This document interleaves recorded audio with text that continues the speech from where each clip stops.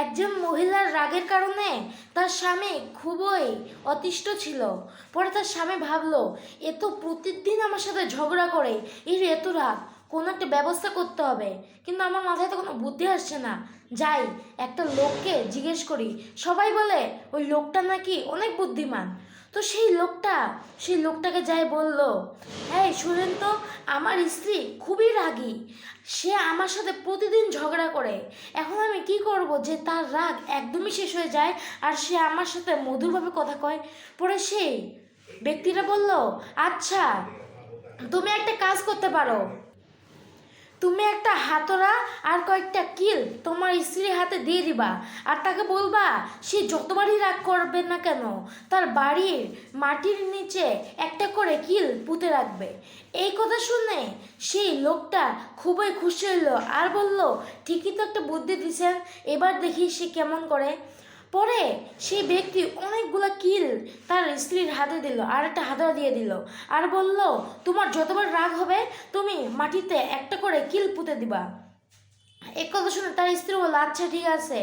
এখন প্রত্যেক দিন তার স্ত্রী অনেক রাগ করে আর একটা একটা করে কিল মাটিতে পুঁততে থাকে। পরে কয়েকদিন পর তার স্ত্রী ভাবলো, আমি এত রাগ করি যে সব কিল শেষ হয়ে গেছে, না আমার রাগ আমাকে কন্ট্রোল করতে লাগবে, আর আমি আর রাগ করব না। পরে এই চিন্তা করে করে সে আস্তে আস্তে নিজের রাগ কমায় দিল আর সে সারা 1 মাস একটা কিলো মাটিতে পুঁতলো না। এই কথা তার স্বামী যখনই জানতে পারলো তখনই তার স্বামী খুশি হয়ে গেল আর তাকে বলল, আচ্ছা ঠিক আছে, এখন তুমি যতবার রাগ করবা না ততবার একটা করে কিল মাটি থেকে উঠায় নিবা। এই কথা শুনে তার স্বামী বলল, হ্যাঁ এইভাবেই করবে তুমি। এগুলো শুনে তার স্ত্রী বলল, আচ্ছা ঠিক আছে, আমি এভাবেই করব।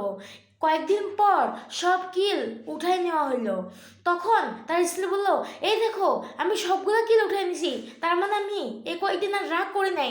এ কথা শুনে তার স্বামী বলল, হ্যাঁ তুমি ঠিকই বলছো, তুমি আর রাগ করো নাই, কিন্তু এই দেখো তো কিল যে তুমি পুঁতছো এগুলো দাগ এখনো আসে না।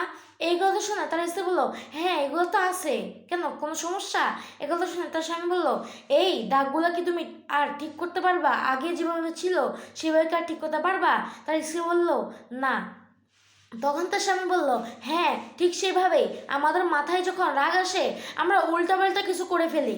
আমরা মানুষকে ভালো খারাপ অনেক ভাষায় অনেক কষ্ট দিই মানুষকে, সেটা আসলে করা ঠিক না। ঠিক তেমনই আমরা মানুষকে কষ্ট দিব না। তো প্রিয় দর্শক, গল্পটি আপনাদের কাছে কেমন লাগলো অবশ্যই আমার কাছে জানবেন। আজ পর্যন্ত সবাই ভালো থাকবেন, সুস্থ থাকবেন, আমার জন্য দোয়া করবেন। আসসালামু আলাইকুম ওয়া রাহমাতুল্লাহি ওয়া বারাকাতুহু।